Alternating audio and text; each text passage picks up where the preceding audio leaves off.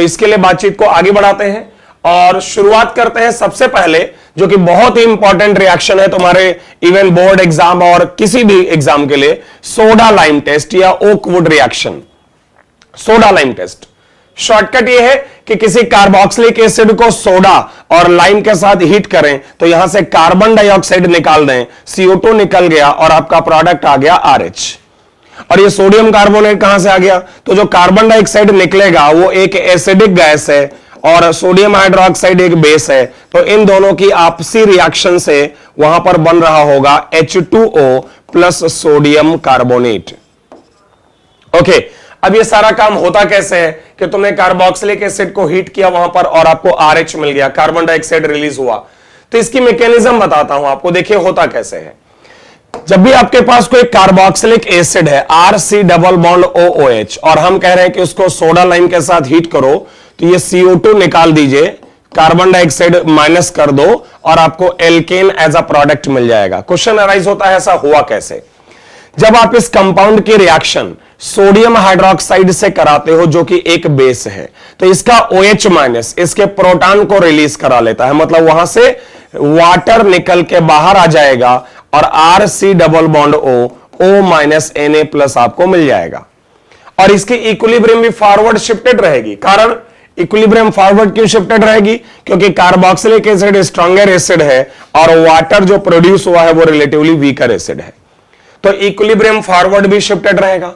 इसके बाद क्या होगा? अब जब आप इसको हीट करोगे ना, तो देखिए ये बॉन्ड इधर टूटेगा। क्यों इधर टूटेगा?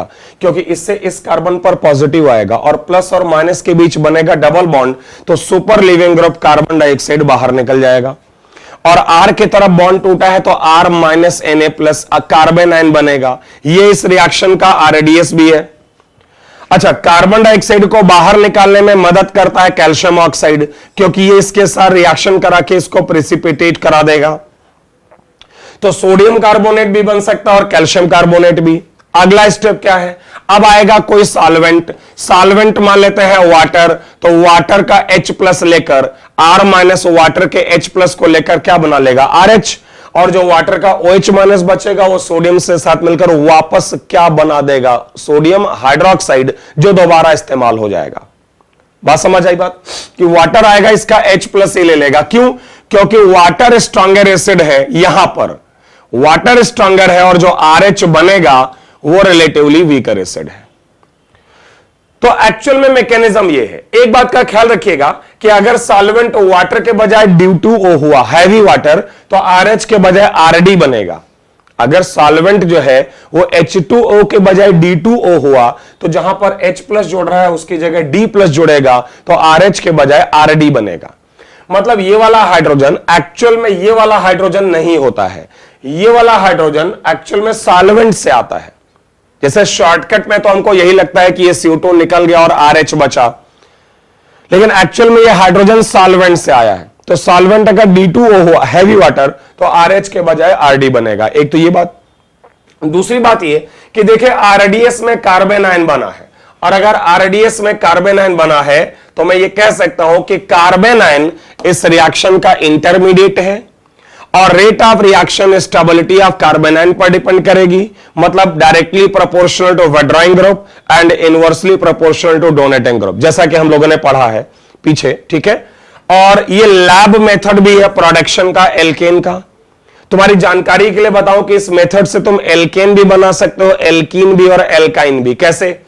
अगर आपके पास कंपाउंड है लेट्स से CH3COOH और इसका सोडा लाइम कराओ, तो यहां से CO2 जाएगा तो प्रोडक्ट क्या आएगा? CH4। अगर इसका सोडा लाइम टेस्ट कराएं, अगर आपके पास CH2 double bond CH bond COOH है, यहां भी अगर सोडा लाइम टेस्ट करें और CO2 निकालें तो देखो alkene, CH2 double bond CH2 बनेगा। और एल्काइन भी बना सकते हैं अगर आपके पास CH triple bond C bond COOH है और सोडा लाइम से हीट करके CO2 निकालें तो आपको एल्काइन भी मिल जाएगा। तो सोडा लाइम टेस्ट से हम एल्केन, एल्कीन और एल्काइन कुछ भी बना सकते हैं। तो जैसा कि मैंने कहा कि यहां पर जो रेट ऑफ रिएक्शन है वो डिपेंड करेगा स्टेबिलिटी ऑफ कार्बन आयन पर। तो आपके सामने एक क्वेश्चन है कि compare the rate of soda lime test. आपको सोडा लाइम टेस्ट का रेट कंपेयर करना है। एक क्वेश्चन मैं कर दे रहा हूं, फिर उसके बाद आप कर लीजिए। जैसे अगर इस यहां से इसको निकालोगे तो इंटरमीडिएट यहां का C बॉन्ड C माइनस, यहां C double bond C minus और यहां का C triple bond C minus. अब आप लोग याद करो कार्बन आयंस की स्टेबिलिटी का जो सीक्वेंस आपको पढ़ाया है मैंने, कि वो डिपेंड करता है आपका सबसे पहले एरोमेटिक नेचर, फिर डी ऑर्बिटल रेजोनेंस, देन उसके बाद हाइब्रिडाइजेशन, देन इंडक्टिव। तो हाइब्रिडाइजेशन कॉन्सेप्ट से अगर जाओ तो स्टेबिलिटी ऑफ इंटरमीडिएट ऊपर से नीचे जाने पर ऐसे बढ़ेगी, और इसलिए rate of soda lime test जो है वो C more than B more than A रहेगा। फाइन।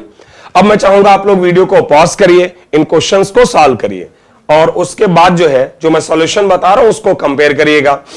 यहां पर आपका ये बॉन्ड जाने के बाद C बॉन्ड C माइनस, यहां C बॉन्ड C माइनस और क्लोरीन, और यहां C माइनस बॉन्ड NO2, ये आपके कार्बन आयंस प्रोड्यूस होंगे।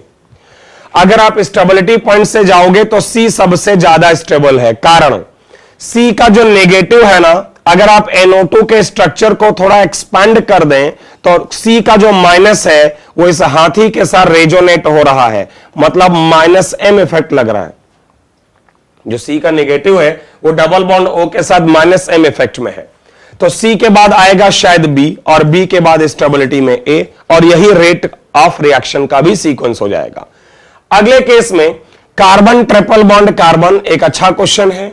यहां पर तोड़ोगे तो carbon double bond carbon minus, और इसको तोड़ोगे तो यहां भी रेजोनेंस। अब अगर आप ध्यान दो तो रेजोनेंस C में भी है और रेजोनेंस B में भी है, A में नहीं है, तो रेट ऑफ रिएक्शन सबसे ज्यादा C का होना चाहिए, फिर B का। अब क्वेश्चन अराइज होता है A को कहां रखें, तो जनरली तो आप लोग क्या करोगे, A को सबसे पीछे रखोगे, क्योंकि आप कहोगे A में रेजोनेंस नहीं है। बट आप लोग अगर एक बात तो याद हो जो GOC में पढ़ाया है मैंने, कि कार्बन ट्रिपल बॉन्ड कार्बन में जो ट्रिपल बॉन्ड कार्बन है वो एक्चुअली नाइट्रोजन से भी ज्यादा इलेक्ट्रोनेगेटिव होता है। ट्रिपल बॉन्डेड कार्बन की इलेक्ट्रोनेगेटिविटी नाइट्रोजन से भी ज्यादा नेगेटिव है, इलेक्ट्रोनेगेटिव है यार वो। तो ट्रिपल बॉन्डेड कार्बन एक्चुअली हाथी है, और उस पर स्टेबिलिटी ऑफ नेगेटिव ज्यादा, सबसे ज्यादा होगी इस केस में, भले ही वहां पर रेजोनेंस ना हो। क्लियर। नेक्स्ट अगला क्वेश्चन। अगले क्वेश्चन में क्वेश्चन नंबर अगर मैं 4 की बात करूं तो देखिए यहां पर जब आप ये ग्रुप हटा दोगे ना तो उससे जो कार्बन आयन आएगा वो डायरेक्टली बेंजीन रिंग पर रखा होगा। और आप लोगों को मैंने सिखाया है GOC में कि अगर कार्बन आयन डायरेक्टली, GOC का वीडियो अगर आप देखें जिसमें मैंने stability of carbon ion compare करने का तरीका सिखाया है, ठीक है, तो ये नेगेटिव पर इनका मिथाइल का सिर्फ और सिर्फ +I लगेगा। क्यों? क्योंकि नेगेटिव चार्ज रेजोनेट नहीं हो रहा है, और +I डिपेंड करता है दूरी पर, तो सबसे ज्यादा +I लगेगा फर्स्ट पर, और जितना ज्यादा कार्बन आयन को आप इलेक्ट्रॉन दे दोगे कार्बन आयन की स्टेबिलिटी को उतना ही आप कम कर दोगे। इसका मतलब A की स्टेबिलिटी सबसे कम है तो रिएक्टिविटी सबसे ज्यादा C। क्यों? क्योंकि इंडक्टिव इफेक्ट डिस्टेंस डिपेंडेंट है, लास्ट वाले में सबसे कम लगेगा। बट यहां ऐसा नहीं है, क्योंकि यहां पर जब आप इनको हटाओगे और नेगेटिव चार्ज लाओगे तो यहां पर देखो ये मिथाइल लगाएगा +H और +I, ऑर्थो है। मेटा पर सिर्फ क्या लगेगा +I, और पैरा पर क्या लगेगा +H और +I। सारे स्टेबिलिटी घटाएंगे, सबसे कम स्टेबिलिटी घटेगा मेटा पर। क्यों? क्योंकि मेटा सिर्फ +I से ही देगा, कार्बन आयन को देना नहीं होता है, तो जो सबसे कम दे रहा है वो स्टेबिलिटी सबसे कम घटाएगा, तो मोस्ट स्टेबल। और सबसे कम स्टेबल तुम्हारा शायद A रहेगा। क्यों? क्योंकि हाइपर कॉन्जुगेशन इफेक्ट तो ऑर्थो और पैरा पर बराबर होगा, दूरी पर डिपेंड नहीं करता है, लेकिन इंडक्टिव इफेक्ट +I ऑर्थो पर ज्यादा होगा, नजदीक है, तो उसकी स्टेबिलिटी सबसे कम। ओके, क्वेश्चन नंबर 6 में भी आप चेक करो, देखिए यहां का जो नेगेटिव आ रहा है उस पर NO2 ग्रुप आपका जो है वो -M इफेक्ट लगाएगा, जैसी मेरी अभी बात हो रही थी। अगले केस में जो नेगेटिव है वो क्लोरीन के वैकेंट ऑर्बिटल में d ऑर्बिटल रेजोनेंस कराएगा, और अगले केस में भी सिंपल रेजोनेंस है। आपको याद होगा तो सिंपल रेजोनेंस और डी ऑर्बिटल रेजोनेंस, जैसा कि GOC में एक्सप्लेन किया है मैंने आपको, सिंपल रेजोनेंस और डी ऑर्बिटल रेजोनेंस में डी ऑर्बिटल रेजोनेंस ज्यादा इफेक्टिव है, लेकिन -M और डी ऑर्बिटल रेजोनेंस में ज्यादा इफेक्टिव -M। तो यहां पर स्टेबिलिटी ऑर्डर रहेगा A more than B more then C। Next यहां बात करो, यहां जो नेगेटिव आएगा वो इस हाथी के साथ रेजोनेट होगा, जबकि यहां का जो नेगेटिव है वो रेजोनेंस में नहीं जाएगा। तो सीक्वेंस क्या हो गया, ए मोर देन बी। चलिए अगर देखते हैं कुछ और क्वेश्चन हो। हाँ ठीक है, यहां पर देखिए अभी आपके पास दो और क्वेश्चन है। फर्स्ट केस में ए मोर देन बी, कारण ट्रिपल बॉन्डेड रिंग पर जो नेगेटिव चार्ज होता है उसका बाहरी ऑर्बिटल sp2 होता है, जबकि 5 मेंबर्ड में जो नेगेटिव आएगा वो तो सिंपल sp3 में होगा। हमने कभी पढ़ा है triple bonded ring, 3 membered ring जो है उसका बाहरी orbital exocyclic orbital sp2 hybridised होता है, और नेगेटिव चार्ज sp2 ऑर्बिटल पर sp3 से तो ज्यादा स्टेबल रहेगा ही। नेक्स्ट केस, यहां पर जब ये जाएगा तो नेगेटिव चार्ज इस डबल बॉन्ड के साथ रेजोनेट होना चाहिए, लेकिन नहीं होगा। क्यों, कारण क्या है, कारण ये है कि अगर ये इसके साथ रेजोनेट करेगा तो डबल बॉन्ड आएगा ब्रिज हेड पर, और अकॉर्डिंग टू ब्रिडिट्स रूल जो हमने पढ़ा पीछे, ब्रिडिट्स रूल के आधार पर ब्रिज हेड पर तुम डबल नहीं ला सकते। और जो अगला क्वेश्चन है इसका दूसरा पार्ट है, उसमें एक्चुअली COH यहां नहीं है, ये दोनों तो सेम हो जाएंगे।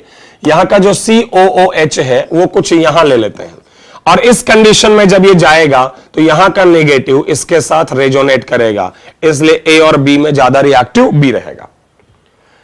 अच्छा, इसके बाद जो क्वेश्चंस हैं इनमें आपको प्रोडक्ट्स बनाने हैं, तो आप लोग एक काम कर सकते हैं, वीडियो को पॉज करके सॉल्व कर सकते हैं और उसके बाद सॉल्यूशन देख सकते हैं।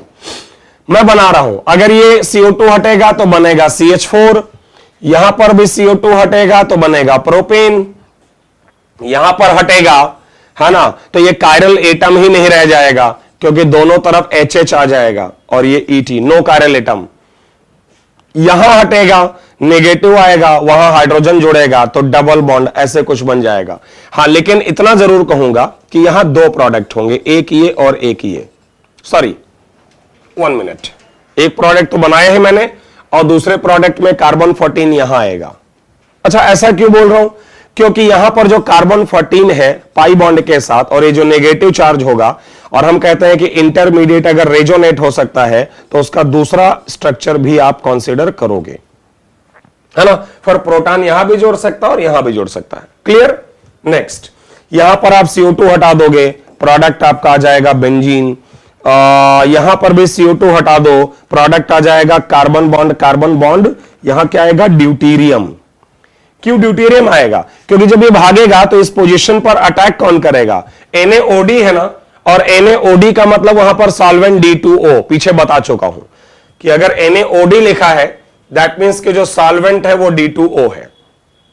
ओके, कुछ और क्वेश्चंस देखिए। एक बात का ख्याल रखिए कि जैसे जब आप इसको हटाओगे और यहां पर आता है कार्बेनाइन, समझो बात को, यहां पर आता है कार्बेनाइन, तो यूजुअली हमारी आदत क्या है, ये अच्छा पॉइंट है, ध्यान रखो कि आपका जो सोडा लाइम टेस्ट है उसका इंटरमीडिएट कार्बेनाइन है। कार्बेनाइन अपने आप में न्यूक्लियोफाइल भी हो सकता है, तो अगर रिएक्शन में कभी ऐसा हुआ कि रिएक्टेंट के अंदर लीविंग ग्रुप है तो फिर वो कार्बेनाइन इंटरनल अटैक करके आपका कुछ और ही प्रोडक्ट बनाएगा, तब एल्केन का प्रोडक्शन नहीं होगा। समझे बात को। जनरली क्या होता है, यहां माइनस आता है वहां प्रोटॉन जुड़ जाता है, लेकिन अगर इंटरनली कोई लीविंग ग्रुप है तो प्रोडक्ट एल्कीन नहीं हो पाएगा। सिमिलरली यहां भी जब ये जाएगा और यहां माइनस आएगा तो ये ब्रोमीन को अटैक करके रिप्लेस करेगा और आपके पास एक 2,2,1 बाइसाइक्लो कंपाउंड आएगा। नेक्स्ट केस में यहां भी जब ये जाएगा और नेगेटिव चार्ज आएगा, क्लोरीन को सब्स्टिट्यूट करेगा तो ये डबल बॉन्ड, और इस केस में रूल ये है कि आपका जो कार्बेनाइन बनेगा, this can participate in resonance, so you have got two options for attack of proton. This compound will give this product after attack of proton or acidification, और यहां से हमको मिलेगा ये मेजर प्रोडक्ट है क्योंकि ये ज्यादा स्टेबल है, और ये आपका माइनर प्रोडक्ट है। तुम याद हो तो पीछे मैंने तुम लोगों को एक बात बताई है कि पीछे एक बात बताई है, दोबारा सुन लो क्योंकि ये कई बार आगे भी इस्तेमाल होगा। कभी भी किसी ऑर्गेनिक रिएक्शन में अगर इंटरमीडिएट रेजोनेट होता है, कभी किसी ऑर्गेनिक रिएक्शन में जो इंटरमीडिएट आया अगर वो रेजोनेट होता है और उससे कई प्रोडक्ट बनते हैं, तो मेजर प्रोडक्ट हमेशा वो होगा जो ज्यादा स्टेबल प्रोडक्ट होगा, जो ज्यादा स्टेबल क्या होगा, प्रोडक्ट होगा। तो उस आधार पर मैंने इसका आंसर निकाला है। ओके।